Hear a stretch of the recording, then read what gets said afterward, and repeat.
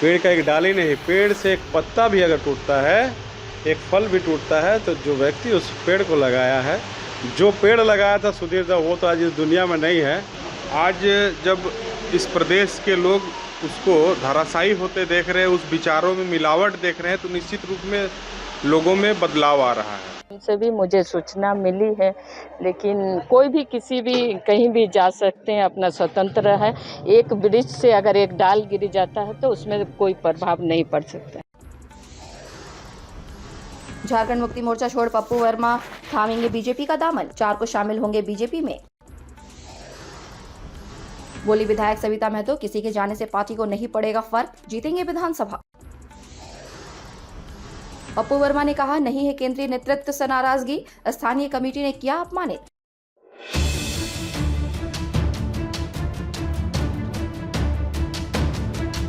आगामी विधानसभा चुनाव से ठीक पहले झामुमो को ईचागढ़ विधानसभा सीट पर तगड़ा झटका लगा है, जहां झामुमो के कद्दावर नेता रुपेश वर्मा और पप्पू वर्मा ने पार्टी से किनारा करते हुए अलग राह पकड़ ली है। पप्पू 4 अक्टूबर को बीजेपी में शामिल होंगे। उनके समर्थक इसकी तैयारी में जोर शोर से जुट गए हैं। वैसे पप्पू के पार्टी छोड़ने पर स्थानीय विधायक सविता महतो ने कहा कि किसी के जाने से झामुमो की सेहत पर कोई फर्क नहीं पड़ने वाला है। झामुमो एक पेड़ है, इस पेड़ से एक शाख टूट जाने से कोई फर्क नहीं पड़ने वाला। हम फिर से ईचागढ़ विधानसभा सीट जीत रहे हैं।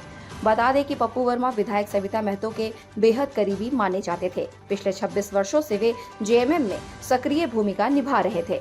2019 के विधानसभा चुनाव में सविता महतो की जीत के नायक के रूप में उभरे थे।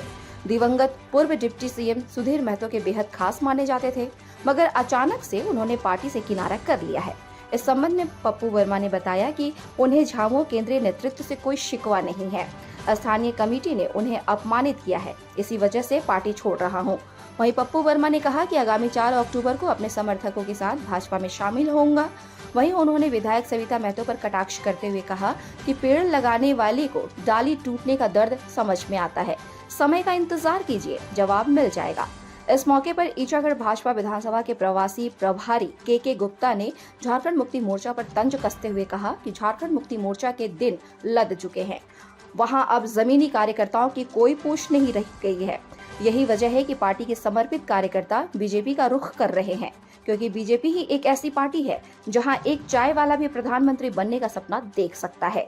उन्होंने कहा कि पप्पू वर्मा जैसे शख्सियत के पार्टी में आने से न केवल पार्टी मजबूत होगी, बल्कि आगामी विधानसभा चुनाव में भी इसका असर दिखेगा।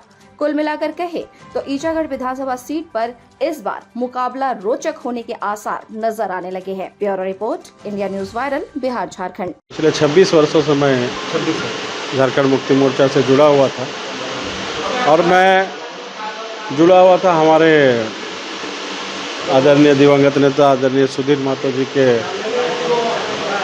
प्रेरित होकर उनका पार्टी से फिर जुड़ा था। उसके बाद काफ़ी हम लोग फिर उनके जाने के बाद फिर मैं ईचागढ़ में नेतृत्व का विहीन हो गया था, तो हमें फिर सारे समिति ने, पार्टी संगठन ने प्रभारी भी बनाया था। हम 4 साल तक ईचागढ़ विधानसभा नेताजी के देहांत के बाद पार्टी को काफ़ी हमने मजबूती दिया। पार्टी को हमने रात दिन मेहनत करके संगठन को मजबूती बनाए रखा। उसके बाद फिर चुनाव आया, 2019 में विधायक भी बने, मगर हमारा कुछ ऐसा व्यक्तिगत रूप से मान सम्मान का कुछ आहत हुआ, जो मेरी भावनाओं को कुछ ठेस पहुंची। उस भावना से आहत होकर मैंने अपना इस्तीफा दिया, मैंने पार्टी से अपना किनारा कर लिया। 19 के चुनाव में मैडम को आपने जिताने में बहुत बड़ी भूमिका निभाई थी, मगर मैडम ने आज जो स्टेटमेंट दिया है, उनका कहना हुआ कि किसी के जाने से फर्क नहीं पड़ता है। क्या मैडम की तरफ से कुछ ऐसा हुआ है? नहीं, उसका तो हम कुछ नहीं बोल सकते हैं किसके जाने से क्या फ़र्क पड़ता है या नहीं पड़ता है। वो तो अलग मैंने वो अलग कॉन्सेप्ट हो गया। मुझे मेरी मान सम्मान में मैं आहत हुआ। मेरा केंद्रीय नेतृत्व से कोई शिकायत नहीं, मेरा स्थानीय नेतृत्व से जो है उनसे मेरा शिकायत, जो भी बातें थी मैंने रखा था पार्टी फोरम में, उस बात को इम्प्लीमेंट नहीं हो पाया, और उस बात को मैं सार्वजनिक करना नहीं चाहता हूँ।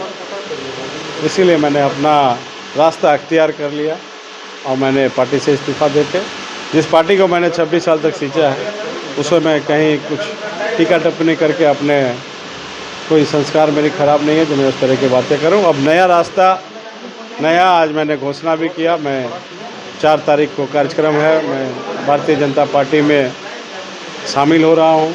हज़ारों समर्थकों के साथ पार्टी में शामिल होंगे और उसके बाद ईचागढ़ के विकास की जो बातें होंगी, हमारे यहाँ के जो मूल समस्याएं हैं जो अधूरी हैं, तो किस तरह हम लोग उसको पूरा करेंगे, उस पर हम लोग फोकस करेंगे। करना चाहता हूँ, पेड़ से डाली टूटना और उसका दर्द जो पेड़ लगाता है उसे पता होता है। पेड़ का एक डाली नहीं, पेड़ से एक पत्ता भी अगर टूटता है, एक फल भी टूटता है, तो जो व्यक्ति उस पेड़ को लगाया है, जो पेड़ लगाया था सुधीर दा, वो तो आज इस दुनिया में नहीं है। दर्द तो उससे पता होता है जिसने पेड़ लगाया है। इस बात को समझना चाहिए। कोई भी एक परिवार होता है, उस परिवार में किसी का 10 या 12 बेटा बेटी कोई होता है, एक बेटा बेटी का अगर बुखार भी होता है, माँ बाप को उतना ही दर्द होता है जितना किसी भी बच्चा बच्चियों को होता है। तो माँ बाप को पता रहता है बेटा बेटी का क्या दर्द होता है। इसी तरह जो पेड़ लगाएगा उसे पता चलता है कि टहनी के टूटने से उस पेड़ को क्या दर्द होती है। उस पेड़ लगाने बताना चाहता हूँ, मैं मेरी बात करता हूँ, किसने क्या किया मुझे नहीं पता। केंद्रीय नेतृत्व से मेरी कोई ऐसा विशेष कुछ आकांक्षा भी नहीं है और कुछ हमको ऐसा कहना नहीं है। स्थानीय नेतृत्व जो है उससे आहत होकर मैंने इस्तीफा दिया। आपके इस्तीफा के बाद केंद्रीय नेतृत्व आप संपर्क किया क्या?